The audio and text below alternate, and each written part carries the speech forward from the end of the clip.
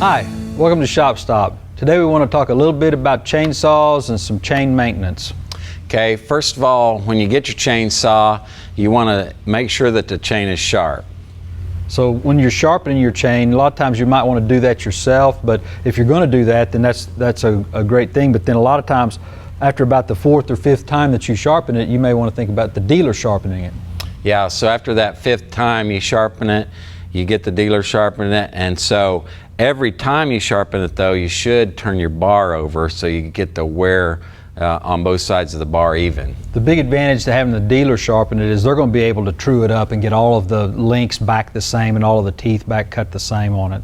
And turning the bar over is a good idea, but also when you change your chain, then after every so often you'll want to look at changing the sprocket as well.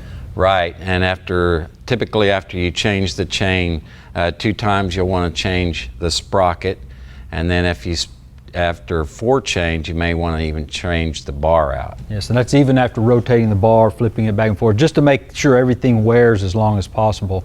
And then every time you get a new chain though, you need to think about breaking that chain in. So how do you break in a new chain? Well, you're just going to run it at about half throttle for about 3 minutes. The new chains are all pre-stretched, but what it allows it to do is just take out any irregularities on that chain and let it wear into the bar that you have and the sprocket as well. And when you're breaking in that new chain, why, make sure you've got plenty of oil getting on it too. And you can check how much oil you're getting on your chain by simply, running your chainsaw over a stump or a piece of wood where you can see that you've got that line of lubricant running down there. So there's just a few tips right there for you on chainsaw maintenance and making sure it's sharp and operating correctly. We'll see you next time on Shop Stop.